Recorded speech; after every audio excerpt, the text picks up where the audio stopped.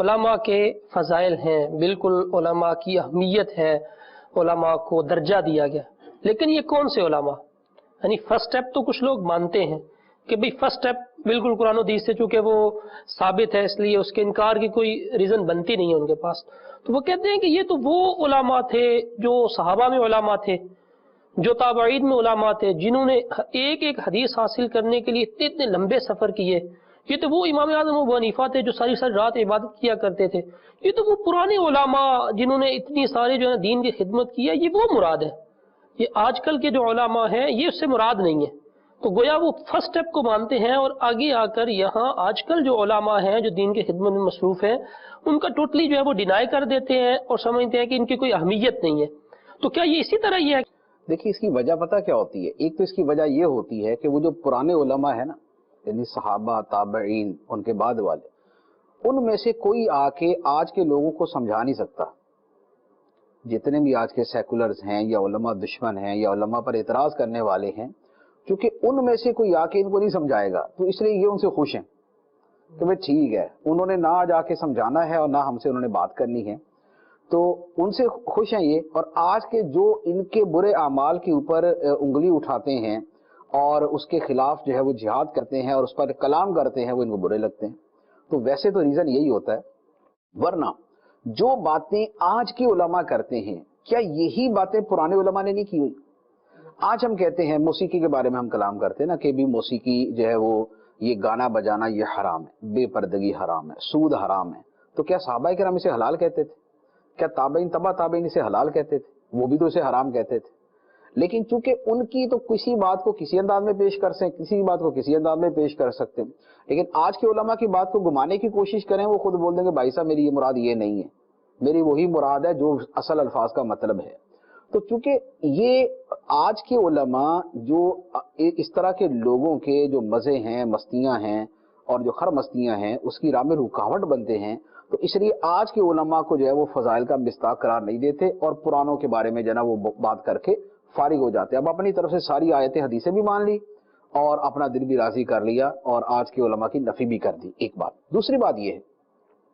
یہ کہنا کہ جناب یہ جتنے فضائل علماء کے بیان ہوئے یہ جو سلف صالحین کے اندر گزرے ہیں یہ ان کے بارے میں ہے، آج کے علماء کے بارے میں یہ فضائل نہیں۔ تو کیا صرف یہ علماء والے فضائل کا ہی یہ حکم ہے،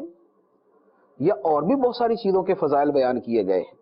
نمازوں کے فضائل بیان کیے گئے، تو یہ کیا انہی نمازوں کے فضائل ہیں جو پچھلے والے پڑھتے تھے، سلف صالحین پڑھتے تھے، یا جو آج بھی لوگ مسجدوں میں جاتے ہیں ان کو بھی یہ فضیلت ملے گی؟ اس زمانے میں جو لوگ مخلوق کی خدمت کرتے تھے، غریبوں کا بھلا کرتے تھے، تو وہ جو غریبوں کی مدد کرنے کے اور یتیموں پہ شفقت کرنے کے اور بیواؤں پہ رحم کرنے کے جو فضائل ہیں، کیا وہ بھی سلف صالحین کے لیے ہیں یا آج کے لوگوں کے لیے بھی؟ آج تو یہ کام کرے تو اس کو تو کندھوں پہ اٹھا کے پھرتے کہ واہ جناب کیا خدمت انسانیت کر رہا ہے، کیا جناب یہ غریبوں کی مدد کر رہا ہے، کیا یتیم خانے بنائے ہوئے، کیا مردوں کو کفن پہنانے کے یہ کام کرتا ہے۔ آج والے اگر وہ کام کریں جو جس کا تعلق خدمت خلق کے ساتھ ہے، تب تو پرانے والے سارے فضائل پرانوں کے لیے اور اس سے 4 گنا زیادہ نئے والوں کے لیے، لیکن عالم اگر کام کرے تو عالم کے لیے وہ فضائل کا دروازہ بند ہے، ایک بات۔ اچھا، احادیث کے اندر بہت سارے فضائل اچھے حکمرانوں کے بیان کیے گئے کہ اچھا حکمران جو ہے اس کے یہ فضائل ہے، وہ قیامت کے دن خدا کے عرش کے سائے میں ہوگا۔ اسی طرح بہت سارے فضائل عابدین کے لیے، عبادت گزاروں کے لیے، بہت سے فضائل جو ہے وہ عدل و انصاف کرنے والے قاضیوں کے لیے، ججوں کے لیے۔ تو کیا یہ بھی سارے فضائل سلف صالحین کے ہی قاضیوں، ججوں، حکمرانوں کے لیے ہیں یا آج والوں کے لیے بھی ہیں؟ اگر تو یہ بھی سارے فضائل انہی کے ساتھ خاص ہیں تو پھر علی سبیل تنزل ہم مان لیتے ہیں کہ جناب اب فضائل کا دروازہ سب کے لیے بند ہے، سارے فضائل سلف صالحین کے لیے۔ لیکن اگر انصاف کرنے کے سارے فضائل سابقہ والوں کے لیے بھی اور آج کے لیے بھی ہیں، اگر اچھے حکمرانوں کے سارے فضائل حضرت عمر فاروق رضی اللہ عنہ کے لیے بھی اور آج بھی اگر کوئی اچھا حکمران بنے اس کے لیے بھی ہیں،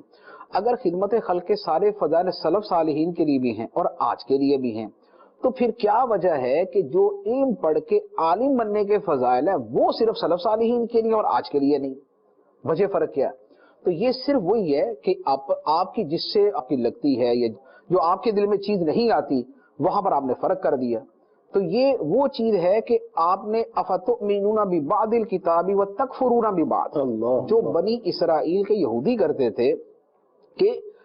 اللہ تعالیٰ کے احکام میں جو ان کا دل کرتا تھا اس کو لے لیتے تھے اور جس کو دل نہیں کرتا تھا اس کو چھوڑ دیتے تھے. تو یہاں پر بھی یہی کیا کہ فضائل میں سے جن جن افراد کے بارے میں فضائل کا دل کیا وہاں تو سارے تسلیم کر لیے، اور جہاں پر دل نہیں کیا وہاں سارے سائڈ میں لگا دیے، نہیں جی یہ تو سلف صالحین کے لیے فضائل